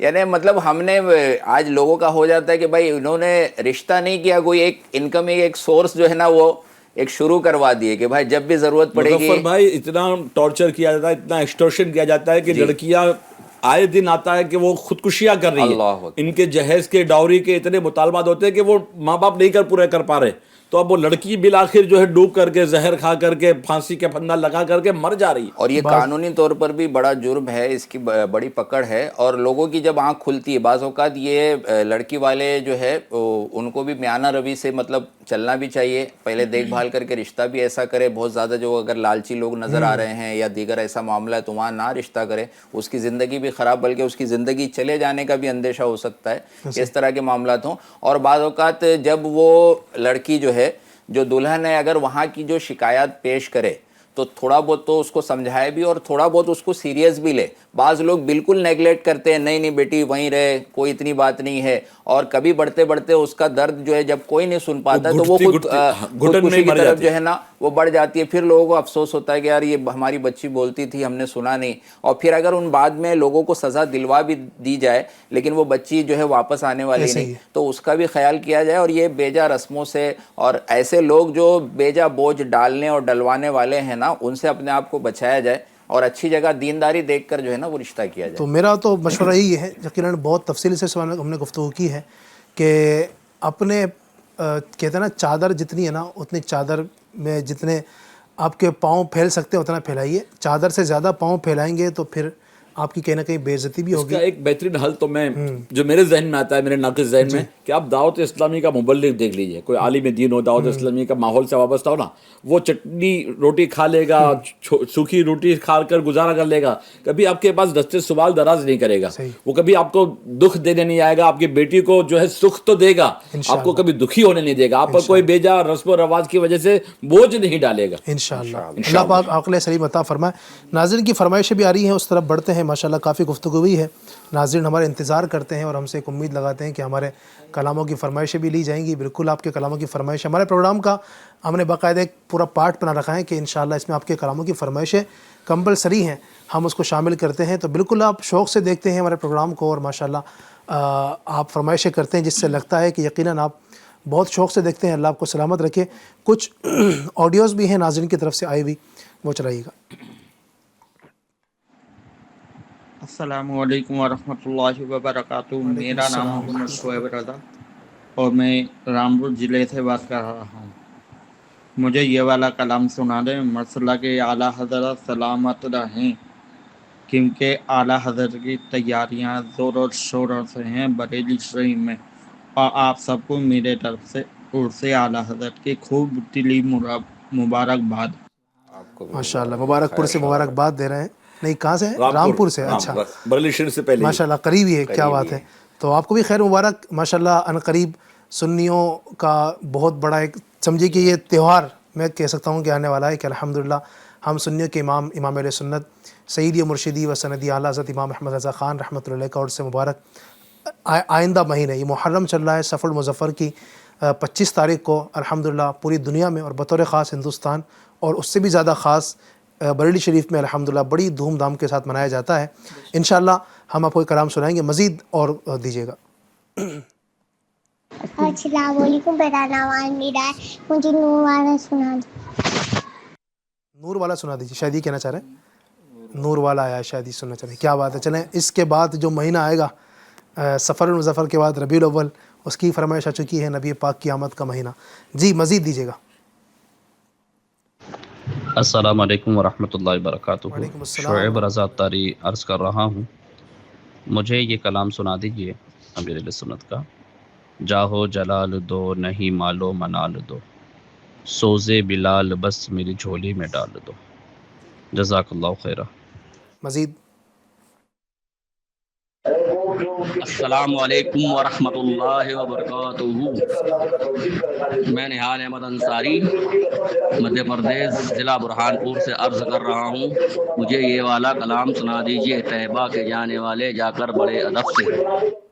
ماشاء اللہ، واہ بھائی کیا بات ہے. اللہ آپ کو سلامت رکھے. سب کی فرمائشوں کو کوشش کریں گے پورا کرنے کی. اسی طرح کچھ ٹیکسٹ میسیجز بھی آئے ہیں ہمارے پاس جو کیبل کے ذریعے ماشاءاللہ، یہ سب کیبل پر دیکھنے والے ناظرین ہیں ماشاءاللہ جو اس وقت ہمیں وائس بھی کر رہے ہیں. کچھ میسیجز بھی آئے ہیں ان کی طرف سے. السلام علیکم. وعلیکم السلام. میں سورت گجرات سے ہوں. ہم آپ کا پروگرام ایک نئے صبح ہر روز دیکھتے ہیں ماشاءاللہ، بہت ہی اچھا لگتا ہے. السلام علیکم. وعلیکم السلام. مجھے ایک نعت سننا ہے. کربلا کے جانثاروں کو سلام. السلام علیکم. وعلیکم السلام. عاشق خان کھنڈوا سے. غم ہو گئے بے شمار آقا، غالباً یہ کلام ہے، سننا چاہتے ہیں. السلام علیکم. وعلیکم السلام. سلمان بھائی سورت گجرات سے. یا رب مصطفیٰ تو مجھے حج پہ بلا، یہ کلام سننا چاہتے ہیں. ٹھیک ہے. السلام علیکم. وعلیکم السلام. ہم رانی کھیت اتراکھنڈ سے ہیں. میری الفت مدینے سے یوں ہی نہیں، یہ کلام سنا دیجئے. ماشاءاللہ آپ کا چینل بہت ہی اچھا ہے. کیا بات ہے. اللہ سلامت رکھے، برکت عطا فرمائے. انشاءاللہ مل کر کچھ نہ کچھ کلام شامل کرتے ہیں. جی صلو علی الحبیب صلی اللہ علیہ محمد صلی اللہ علیہ وسلم. میں بندہ عاصی ہوں، خطا کار ہوں مولا. میں بندہ عاصی ہوں، خطا کار ہوں مولا. لیکن تیری رحمت کا میرے مولا، لیکن تیری رحمت کا طلبگار ہوں مولا. مولا لیکن تیری رحمت کا طلبگار ہوں مولا. میں بندہ عاصی ہوں، وابستہ ہے امید میری تیرے کرم سے. وابستہ ہے امید میری تیرے کرم سے. تیرا میرے مولا تیرا ہوں فقط تیرا پرستار ہوں مولا. مولا تیرا ہوں فقط تیرا پرستار ہوں مولا. میں بندہ عاصی، ایک تیرا اشارہ ہو آسان ہو منزل. ایک تیرا اشارہ ہو آسان ہو منزل. ایک لہر اٹھے اور میں اس پار ہوں مولا. مولا ایک لہر اٹھے اور میں اس پار ہوں مولا. میں بندہ عاصی ہوں، خطا کار ہوں مولا. کربلا کے جانثاروں کو سلام. کربلا کے جانثاروں کو سلام. فاطمہ زہرا کے پیاروں کو سلام. فاطمہ زہرا کے پیاروں کو سلام، یا حسین بن علی مشکل کشا، یا حسین بن علی مشکل کشا، آپ کے سب جان ساروں کو سلام،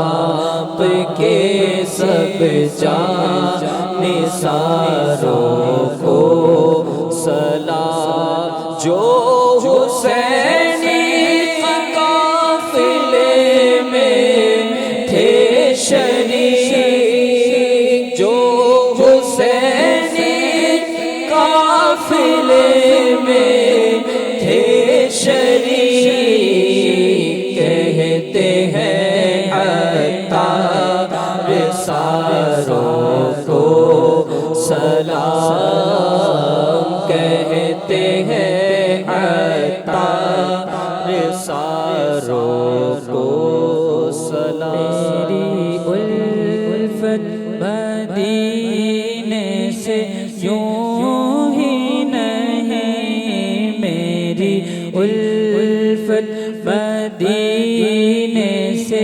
یوں ہی نہیں، میرے آقا کا روزہ مدینے میں ہے، میں مدینے کی جانب نہ کیسے کھینچوں، میں مدینے کی جانب نہ کیسے کھینچوں، میرا دین اور دنیا مدینے میں ہے، میری الفت مدینے سے یوں ہی نہیں، میرے آقا کا روزہ مدینے میں ہے۔ چاہو جلال دو نہیں مالو منال دو، چاہو جلال دو نہیں مالو منال دو، سوزے بلال بس میری جھولی میں ڈال دو، دنیا کے سارے غم میرے دل سے نکال دو، دنیا کے سارے غم میرے دل سے نکال دو، دنیا کے سارے غم میرے دل سے نکال دو، غم اپنا یا حبیب برائے بلال دو، غم اپنا یا حبیب برائے بلال دو، کے اعلیٰ حضرت سلامت رہے، مسلک کے اعلیٰ حضرت سلامت رہے، مسلک کے اعلیٰ حضرت سلامت رہے، مسلک کے اعلیٰ حضرت سلامت رہے، اے بریلی میرا باغ جنت ہے تو، اے بریلی میرا باغ جنت ہے تو بالیقین مرکز اہل سنت ہے تو اے بریلی میرا باغ جنت ہے تو یعنی جلوہ گئے اعلیٰ حضرت ہے تو بالیقین مرکز اہل سنت ہے تو بالیقین مرکز اہل سنت ہے تو یہ تیری مرکزیت سلامت رہے مسلک اعلیٰ حضرت سلامت رہے مسلک اعلیٰ حضرت سلامت رہے۔ اللہ بہت سارے کلام شامل کیے، اللہ برکت نصیب فرمائے۔ جن کی فرمائش اگر رہ گئی ہوں تو معذرت چاہوں گا۔ ٹھیک ہے، یہ جو کلام جو سن رہے تھے نا، جی، اس میں ہمارے علماء کرام کی باتیں یاد آ رہی تھی کہ علماء فرماتے ہیں کہ اس دور میں اگر کسی کو عاشقان اہل بیت و صحابہ و اہل بیت کا مجموعہ دیکھنا ہو تو اس کے سامنے اعلیٰ حضرت کا نام لے لے، سبحان اللہ، اس کا چہرہ بشاشت سے کھل اٹھے تو سمجھ جانا کہ یہ عاشق صحابہ و اہل بیت ہے۔ سبحان اللہ۔ ہر زمانے میں اس طرح جو ہے نا کچھ لوگ ہوتے ہیں وہ کسوٹی ہوتے ہیں، مطلب یعنی اگر ان کا تذکرہ کیا جائے نا، جیسے آپ دیکھیں کچھ ایک وقت آیا کہ جب فتنوں کا ظہور ہوا تو صحابہ کہتے ہیں کہ ہم مولا علی کا نام لیتے تھے، اگر اس کا دل خوشی سے جھوم اٹھا تو سمجھ جاتے تھے کہ واقعی یہ عاشق مولا حیدر کرار ہے، صحابہ کرام کی عظمت کو تسلیم کرنے والا ہے۔ اسی طرح آپ دیکھیں اگر ایک وقت آیا جب بعد میں فتنوں کا ظہور ہوتا گیا، اور اس دور کے اندر الحمدللہ جب ہم لوگوں کے سامنے اگر نام لیتے ہیں اعلیٰ حضرت امام علیہ سنت کا، اگر وہ اس کا دل جھوم اٹھا، خوش ہو گیا، تو سمجھ میں آتا ہے کہ یہ اپنا ہے، اور اگر اس کے ماتھے پر شکن آ جائے، پکا سنی ہے، ماشاء پکا سنی ہے الحمدللہ۔ اللہ پاک ہمیں برکت نصیب فرمائے۔ تو میں عرض کر رہا تھا جن کی فرمائش ہم لے سکیں، چونکہ وقت میں گنجائش بہت کم ہے، اس لیے جن کی نہیں ہو سکی ہے تو الحمدللہ آج سنڈے بھی ہے، اتوار ہے، اور ہر اتوار کو آپ کو معلوم ہے کہ ہم رات میں ایک پروگرام لاتے ہیں، بڑا ہی پیارا دلچسپ پروگرام بول بالا نور کا۔ تو آج رات بھی انشاءاللہ 10 سے 11 یہ پروگرام آپ دیکھیے گا۔ آپ کی فرمائشوں کو بھی ہم شامل کرتے ہیں، مختلف دلچسپ سیگمنٹ بھی شامل کرتے ہیں، آپ سیگمنٹ بھی دیکھیے گا، اشعار کی تکرار بھی ہوتی ہے، کچھ آپ کی فرمائشیں بھی لی جاتی ہیں، آپ بھی ہمیں کچھ سناتے ہیں، ہم آپ کو کچھ سناتے ہیں۔ تو اس پروگرام میں بھی آپ نے شرکت کرنا ہے اور برکتیں حاصل کرنی ہے۔ ٹاپک ماشاءاللہ بڑا شاندار ہمارا چل رہا تھا بوجھ کے حوالے سے، چونکہ وقت کی گنجائش اب اتنی نہیں ہے، میں چاہوں گا کہ آخر میں کچھ مزید آپ کچھ اور بھی جو بوجھ ہم نے اوپر لاد رکھے ہیں آپ مزید کچھ تذکرہ کرنا چاہیں گا۔ قرآن مجید صاف اعلان فرما رہا ہے، لا یکلف اللہ نفسا الا وسعها، اللہ پاک کسی جان پر اتنا بوجھ ڈالتا ہی نہیں کہ جو اس کو وہ اٹھا نہ سکے۔ تو رب تعالیٰ نے جب ہم پر ہماری وسعت سے زیادہ بوجھ ڈالا نہیں تو کیوں ہم تعدی اپنے اوپر وہ بوجھ لاد رہے ہیں، لا یعنی چیزوں میں، فضول باتوں میں، بلا وجہ کے دنیا کے سٹیٹس اور سٹینڈرڈ کو اپنا ایٹیٹیوڈ برقرار رکھنے کے لیے، اپنی عزت خواہ مخواہ کی عزت کو بلا وجہ، عزت تو اللہ اور اس کے رسول کے جو ہے دست قدرت میں ہے، اللہ اور اس کے رسول کی طرف سے ہے، ان کی اطاعت و فرما برداری میں ہے۔ یہ دنیاوی معاملات میں لا یعنی باتوں میں جانے سے آپ کو قرآن بھی منع کر رہا ہے۔ چنانچہ سورہ مومنون میں ہے والذین ہم عن اللغو معرضون، اور وہ جو فضول بات سے منہ پھیرنے والے ہیں۔ یہاں تک کہ حدیث پاک میں میرے آقا مدنی مصطفیٰ صلی اللہ علیہ وآلہ وسلم نے ارشاد فرمایا، عن ابی ہریرہ رضی اللہ تعالی عنہ قال قال رسول اللہ صلی اللہ تعالی علیہ وآلہ وسلم من حسن الاسلام المرء ترکہ ما لا یعنیہ، یعنی فضول باتوں کو چھوڑ دینا انسان کے اسلام کی خوبیوں میں سے ہے۔ تو اللہ پاک اور اس کے رسول علیہ الصلوۃ والسلام نے فضول باتوں سے، جس کی دنیا میں اور آخرت میں کوئی اس کی اہمیت نہ ہو، دنیاوی اعتبار سے بعض اوقات عزت و شہرت و نام و نمودگی مل بھی جاتی ہے، لیکن اگر وہ غلط رسومات ہے جس کی وجہ سے آخرت میں اس کے عذاب کا سامنا کرنا پڑے گا، اللہ کی بارگاہ میں اس کی جو ہے پرسش ہوگی۔ قرآن مجید میں اللہ تعالیٰ فرماتا ہے ثم لتسألن یومئذ عن النعیم، پھر اس دن تم سے ہر نعمت کے بارے میں سوال کیا جائے گا۔ رب تعالیٰ نے دولت دی ہے، آپ کو عزت دی ہے، آپ کو اسٹیٹس دیا ہے، اس کا مطلب یہ نہیں کہ اس کو آپ بے تحاشا اپنی مرضی سے خرچ کریں۔ قرآن و حدیث کی روشنی میں جو احکامات ہیں اس کے مطابق درمیانہ روی کے ساتھ اگر آپ کریں گے تو انشاءاللہ تعالیٰ اس کا صلہ بھی ملے گا اور آخرت میں حساب دینے سے بھی بچ جائیں گے۔ آخر میں ایک چھوٹا سا واقعہ میں آپ کو بیان کر دوں۔ حضرت حاتب اصم رحمۃ اللہ تعالیٰ علیہ کو کسی نے دعوت دی، بہت بڑے رئیس نے دعوت دی، آپ منع کرتے رہے لیکن بہت زیادہ اصرار کیا۔ اب جو ہے ویرانے میں رہا کرتے تھے، اب بہت اصرار کیا تو کہا کہ ٹھیک ہے میری 3 شرطیں ہیں، میں جو چاہوں گا وہ کھاؤں گا۔ کہا ٹھیک ہے، جہاں چاہوں گا وہاں بیٹھوں گا، ٹھیک ہے، جو کہوں گا وہ کرنا پڑے گا۔ اب وہ مالدار شخص کہ جو چاہوں گا کھاؤں گا، میں نہ جانے کتنے انواع و اقسام پکاؤں گا، جو چاہیں گے کھا لیں گے، جو جہاں چاہوں گا بیٹھوں گا تو تخت بھی لگاؤں گا، الگ الگ انداز میں بیٹھنے کے وہ رکھوں گا، جہاں چاہیں گے بیٹھ جائیں گے، اور جو کہوں گا وہ کرنا پڑے گا۔ اب مالدار کو جو ہے نا یہ بات تھوڑی سی وہ کھٹکتی ہے کہ جو کہوں گا وہ پیسہ مانگیں گے، نذرانہ مانگیں گے، شکرانہ مانگیں گے، دولت مانگیں گے۔ ارے میرے گھر آنے کو تیار نہیں ہے تو یہ مطلب کہاں نذرانے شکرانے مانگنے والے، یہ یہی کہیں گے نماز پڑھا کرو،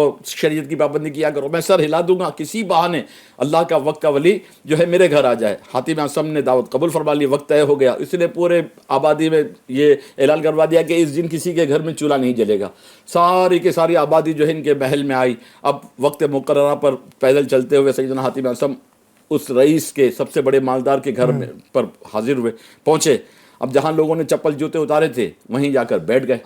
پہلی شرط تھی کہ جہاں چاہوں گا وہاں بیٹھوں گا۔ وہ میزبان دوڑتا ہوا ہے کہ حضور یہ تخت آپ کے لیے ہے، یہ آپ کے لیے بیٹھنے کے انتظامات ہے۔ کہا بیٹے بھول گئے، پہلی شرط تھی جہاں چاہوں گا وہاں بیٹھوں گا۔ چپل جوتوں کے اوپر بیٹھ گئے۔ اب کھانے کا اہتمام کا سلسلہ شروع ہوا، لوگوں نے اپنے اپنے انواع و اقسام پر ہاتھ باندھنے شروع کر دیے۔ انہوں نے اپنی گدڑی میں ہاتھ ڈالا، سوکھی روٹی کا ٹکڑا نکالا اور اسی کو کھانے لگے۔ پھر وہ میزبان کہا حضور یہ سارے آپ ہی کا صدقہ کھا رہے، آپ ہی کی وجہ سے سب کی دعوت کی گئی ہے، اور آپ کہا بیٹے بھول گئے دوسری شرط تھی جو کہوں گا جو چاہوں گا وہ کھاؤں گا۔ صحیح۔ اب وہ خاموش ہو گیا، شرط قبول کر چکا تھا۔ تیسری شرط اب تو اس کے وہم و گمان سے بالا تر تھی، 2 شرطیں وہ سوچ نہیں سکتا تھا، وہ اس طرح کی تھی۔ اب تیسری شرط نہ جانے اوپن چیلنج، جو کہوں گا وہ کرنا پڑے گا، کیا قیامت ڈھائے گی پتہ نہیں۔ اب جب طعام کا سلسلہ اختتام کو پہنچا تو آپ نے محل کے بیچوں بیچ بہت بڑی سگڑی انگیٹھی جو ہے روشن کرنے کا حکم دیا، اس پر بہت بڑا توا جو ہے پلٹ کر رکھنے کو کہا گیا، اور جب وہ آگ جل کر کے جو ہے لوہے کا توا جو ہے سرخ انگارہ ہو گیا، ٹرانسپیرنٹ آگ کی طرح ہو گیا، آپ اس توے کے اوپر ننگے پیر کھڑے ہو گئے اور کھڑے ہو کر کہا اے لوگو تم سب گواہ رہنا، آج کے کھانے میں نے سوکھی روٹی کا ایک ٹکڑا کھایا ہے۔ اور پھر اتر کر آنے کے بعد کہا اے لوگو تم بھی اب باری باری کیا کیا کھایا، کٹلیس کھایا، سموسا کھایا، بریانی کھائی، کیا کھایا، اس وقت کا ہی کھانے کا حساب اس توے کے اوپر کھڑے ہو کر دے دو۔ لوگوں کی چیخیں نکل گئی، کہا حضور ہم سے تو اس کی دور سے گرمی اور تپش برداشت نہیں ہو رہی، یہ تو آپ کی کرامت ہے کہ زور کرامت پر اس کے اوپر چڑھ گئے، آپ کا پیر نہ جلا، ہم تو اس کے قریب بھی نہیں جا سکتے، ہم کیسے اس کے اوپر کھڑے ہو کر جو ہے ایک وقت کے کھانے کا حساب دے سکیں گے۔ پھر آپ نے فرمایا کہ اے لوگوں جب دنیاوی آگ کے توے کے اوپر ایک وقت کے کھانے کا حساب نہیں دے سکتے تو قیامت کے دن رب تعالیٰ نے جو تمہیں نعمتیں دی ہیں ان قیامت تک کی زندگی بھر کی نعمتوں کا حساب ثم لتسألن یومئذ عن النعیم، پھر ہر نعمت کا تم سے اس دن حساب لیا جائے گا۔ تو زندگی بھر کی نعمتوں کا قیامت کے دن تانبے کی زمین پر 50,000 سال کا ایک دن ہوگا، اس دن تم ساری زندگی کی نعمتوں کا حساب کیسے دو گے جبکہ ایک وقت کا نہیں دے سکتے۔ تو اے میرے FGN چینل کے ناظرین، آپ کو اللہ نے دولت دی ہے نا تو اس کا شریعت کے حساب سے اچھے انداز میں استعمال کیجئے، ورنہ قیامت کے دن کہیں ایسا نہ ہو کہ رب تعالیٰ کی بارگاہ میں پرسش جو ہے ایسی ہو کہ ہم جواب نہ دے پائیں، اور اللہ نہ کرے گناہوں بھرے معاملات میں پیسہ خرچ کرنے کی وجہ سے جہنم کی سزا کی اور حساب بھی جو ہے وہ حاجی صاحب حلال پر ہے نا، کیونکہ اگر حلال کھایا تو بندہ قیامت کے دن اس کا حساب ہوگا، ورنہ حرام پر تو ڈائریکٹ عذاب ہے، اس میں حساب تھوڑی ہے۔ حساب تو حلال پر ہے اور حرام پر تو عذاب ہے، تو حساب ہوگا قیامت کے دن۔ جو ہم حلال چیزیں کھا رہے ہیں اس پر حساب ہوگا کہ کہاں سے کمایا، کہاں خرچ کیا، یہ سب چیزیں جو ہے نا وہ دولت کے بارے میں حساب ہوگا۔ لیکن اگر کھائی حرام رہے، سود کھا رہے ہیں، رشوت کا کھا رہے ہیں، لوگوں کا دغا کر کے کھا رہے ہیں، لوگوں کو مار کر کھا رہے ہیں، ان کا حق چھین کر کھا رہے ہیں، ان کے پلاٹ پر ان کے مال پر قبضہ کر کے وہ کھا رہے ہیں، تو ڈائریکٹ عذاب کی جو ہے نا اس میں وعید سنائی جائے گی۔ اس لیے ہمیں چاہیے کہ ہم اپنے معاملات پر بھی غور کریں اور بیجا رسومات اور بیجا چیزوں سے بچتے ہوئے اپنے آپ کو بھی جو ہے نا بوجھ سے بچائیں، کیونکہ قیامت کے دن کا جو عذاب ہے وہی ہمارے اوپر بوجھ ہوگا، ہمارے لیے بوجھ ہے وہ، یقیناً ہم اس کو برداشت نہیں کر سکتے۔ قیامت کا ہلکا عذاب جو ہوگا جہنم کا، وہ بندہ برداشت نہیں کر سکے گا تو اور دیگر عذابات کو کیسے برداشت کر سکے گا؟ اس لیے خدا را اپنے اوپر ہم رحم کریں. میں بھی نیت کروں، چونکہ باتیں کرنا بڑا آسان لگتا ہے، لیکن اللہ مجھے بھی توفیق دے. میں بھی اللہ کرے کہ اللہ تبارک و تعالیٰ کی تمام تر جو بھی نعمتیں اس کا حق ادا کر سکوں، اس کا شکر ادا کر سکوں، اپنے معاملات بہتر کر سکوں. آپ بھی کوشش کیجیے، ہم مل جل کر اگر اس چیز کو اگر کوشش کریں گے قابو پانے کے لیے تو ہو سکتا ہے، ورنہ پھر باتیں ہی رہ جاتی ہیں، کچھ ہو نہیں پاتا ہے. اللہ مجھے بھی آپ سب کو عمل کرنے کی توفیق عطا فرمائے. تو پروگرام ہمارا دیکھتے رہا کریں، ہر ہفتے 4 دن لائیو آتا ہے، اور آج رات جو بول بالا نور کا ہے اس کو بھی آپ دیکھیے گا، برکت حاصل کتنے کیجیے بجے گا. آئے گا یہ پروگرام؟ 10 سے 11 انشاءاللہ رات میں، 10 سے 11 انشاءاللہ. جزاکم اللہ خیرہ. آئیے اصلاۃ والسلام پڑھ لیتے ہیں. اے شہنشاہ مدینہ الصلاۃ والسلام زینت عرش معلی الصلاۃ والسلام. مومنوں پڑھتے رہو تمہیں اپنے آقا پر درود. مومنوں پڑھتے رہو تمہیں اپنے آقا پر درود. ہے فرشتوں کا وظیفہ الصلاۃ والسلام. ہے فرشتوں کا وظیفہ الصلاۃ والسلام. جب فرشتے قبر میں جلوہ دکھائے آپ کا، جب فرشتے قبر میں جلوہ دکھائے آپ کا، ہو زباں پر پیارے آقا الصلاۃ والسلام. ہو زباں پر پیارے آقا الصلاۃ والسلام. میں وہ سنی ہوں جمیل قادری مرنے کے بعد، میں وہ سنی ہوں جمیل قادری مرنے کے بعد. میرا لاشا بھی کہے گا الصلاۃ والسلام. میرا لاشا بھی کہے گا الصلاۃ والسلام. میں شہنشاہ مدینہ الصلاۃ والسلام. الصلاۃ والسلام علیک یا رسول اللہ وعلی آلک واصحابک یا حبیب اللہ. الحمدللہ رب العالمین والصلاۃ والسلام علی سید المرسلین. اللہم ربنا آتنا فی الدنیا حسنۃ وفی الآخرۃ حسنۃ وقنا عذاب النار. اے رب کریم ہماری، ہمارے ماں باپ کی اور ساری امت کی مغفرت فرما. ہمارے تمام صغیرہ کبیرہ گناہ اپنی رحمت سے معاف فرما. ہمیں نیکیاں کرنے، نیکی کی دعوت کو عام کرنے، برائیوں سے بچنے اور دوسروں کو بچانے کی توفیق عطا فرما. اے رب کائنات عز و جل ہمارے تمام ناظرین کو برکت نصیب فرما جو ہمارے پروگرام کو دیکھتے ہیں یا اللہ اس کی دعوت کو عام کرتے ہیں. اے رب کریم جتنے بھی لوگ اس وقت ہمارے ساتھ شامل ہیں، ہمارے ساتھ اسٹوڈیو میں ہیں یا دیگر اپنے گھروں پر دیکھ رہے ہیں، جہاں بھی ہمیں دیکھ رہے ہیں یا اللہ، جس کے دل میں جو بھی جائز تمنائیں ہیں، مرادیں ہیں، آرزویں ہیں، اپنے کریم حبیب صلی اللہ علیہ وسلم کے صدقے سب کی جائز تمناؤں، مرادوں، آرزوؤں پر رحمت کی نظر فرما. جو بیمار ہیں انہیں شفا عطا فرما، جو پریشان حال ان کی پریشانیاں دور فرما، جو تنگ دست ہیں بے روزگار ان کی تنگ دستیاں، بے روزگاریاں دور فرما. اے رب کریم جن کی شادی میں رکاوٹیں ہیں جلد اے اللہ شادی کے اسباب و ایسا کرم فرما. اے اللہ جن کے رشتے شادیاں ہو چکی ہیں لیکن ابھی تک بے اولاد ہیں، اولاد کی نعمت سے محروم، اپنے کرم سے انہیں نیک صالح اولاد عافیت کے ساتھ نصیب فرما، سب کا بھلا سب کی خیر فرما، بار بار پیارا پیارا مکہ میٹھا میٹھا مدینہ دکھا، کہتے رہتے ہیں دعا کے واسطے بندے تیرے، کر دے پوری آرزو ہر بے کسو مجبور کی، ان اللہ و ملائکتہ یصلون علی النبی یا ایہا الذین آمنوا صلوا علیہ وسلموا تسلیما، اللہم صلی علی سیدنا و مولانا محمد وعلی آل سیدنا و مولانا محمد مبارک وسلم، صلاۃ و سلام علیک یا رسول اللہ، صلوا علی الحبیب صلی اللہ علی محمد برحمتک یا ارحم الراحمین۔ تیری رضا پہ کھلے آنکھ، لب پہ ہو